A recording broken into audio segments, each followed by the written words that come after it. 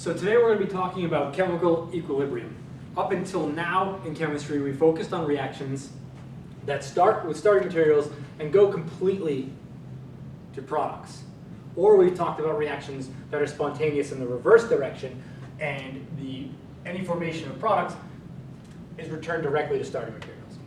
A chemical equilibrium reaction, which is represented by this double-headed arrow, is a representation of a reaction that is going in the forward direction towards products, but also in the reverse direction towards starting materials. And specifically, a reaction that is said to be at equilibrium is occurring when the rate of the reaction in the forward direction is equal to the rate of the reaction in the reverse direction. To illustrate this point, let's take a look at the following demonstration.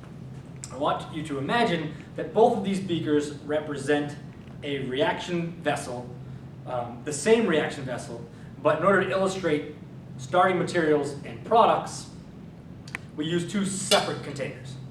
So the green liquid here on the right is starting materials, and when it gets transferred into the beaker on the left, your right, it becomes products.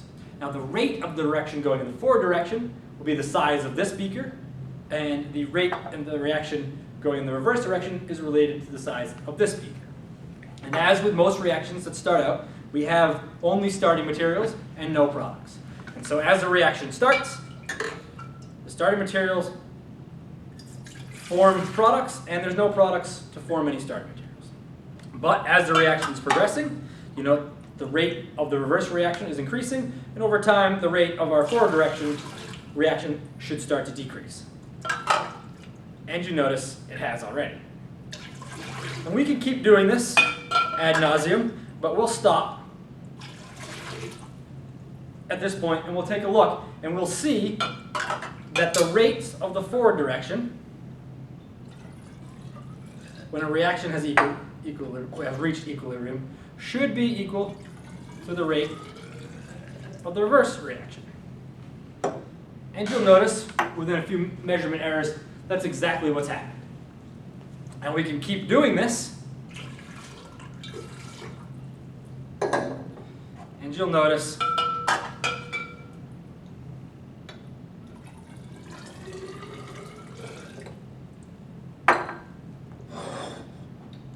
that nothing has changed. So the rate of the forward reaction is equal to the rate of the reverse reaction, and this reaction represented by this green liquid transferring from beaker A to beaker B is indeed at reached equilibrium. So the formation of compounds C and D is happening as fast as the reverse process forming A and B.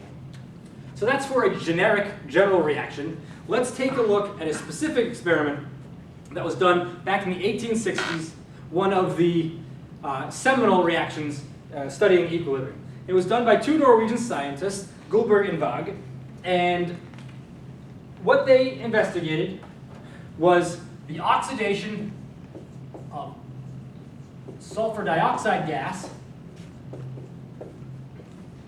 in equilibrium to form sulfur trioxide gas. And they did this experiment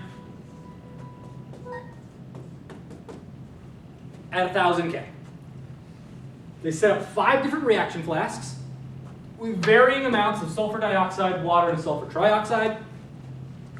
They let the reactions reach equilibrium, and then they measured the concentrations of each of the materials when it was all said and done. And what they noticed was very interesting. They noticed that while they started with different amounts of starting materials and product in the flasks, they did not also end up with the same amounts. They all ended up with different amounts, but what was unique, or what was constant throughout all 5 reaction vessels, was the ratio between products to starting materials. They noticed the following ratio.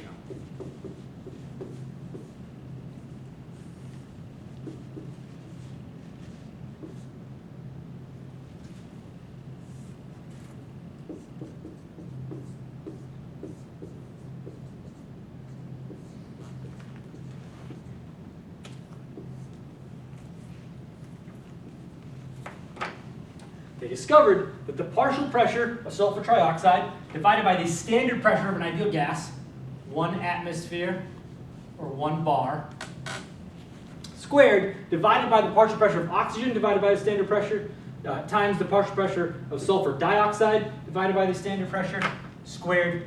No matter what they started with for starting materials and products, this ratio is always the same. It's always 4.95 times 10 to the negative 4th. This was always a constant. Always a constant. And this becomes the definition of the law of mass action. That the composition of any reaction at equilibrium can be expressed in the terms of one single constant. And we'll use the constant capital K. Now, this is always true for this reaction, but it's true for any general reaction. Go back to this reaction, A plus B goes to C plus D, and it's in equilibrium. We can define a rate constant for this reaction. Generally speaking, we can say that the rate constant for this reaction is equal to the activity of C raised to the C power times the activity of D raised to its stoichiometric coefficient divided by the activity A times the activity of B. Again, both A and B raised to their stoichiometric coefficients.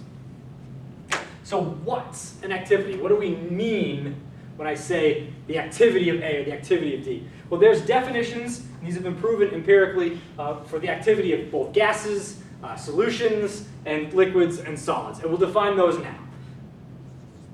For any gas, J, for any solution of J, or for any pure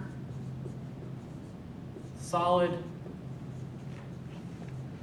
or liquid J, the activity for any gas J, which we saw here, is the partial pressure of that gas divided by the standard pressure, which, if you recall,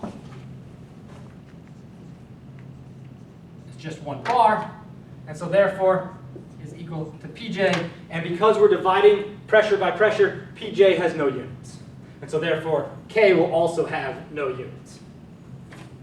For any solution J, it's the concentration of that solute divided by the standard concentration.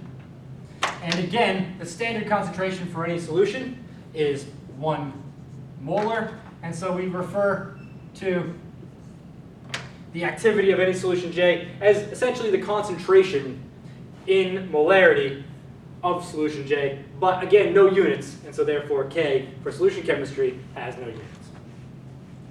Finally, for any pure solid or pure liquid J, this is important. The activity has been proven empirically to equal 1.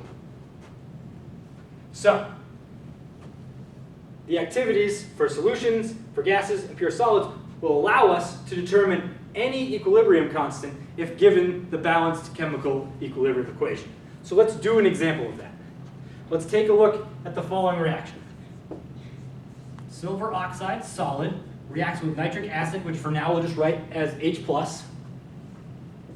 and it's in equilibrium to form silver ions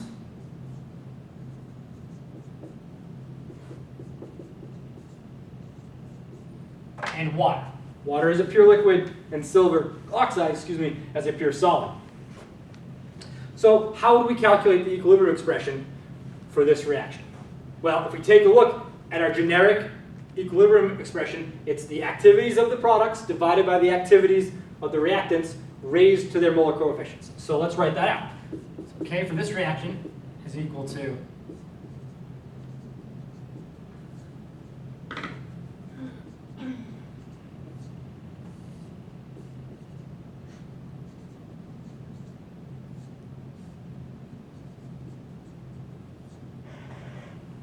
the activity of silver squared times the activity of water divided by the activity of silver oxide squared, or not squared, times the activity of H+.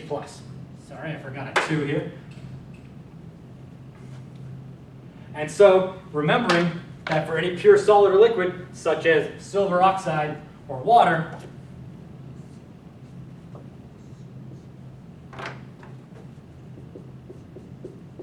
K for this reaction is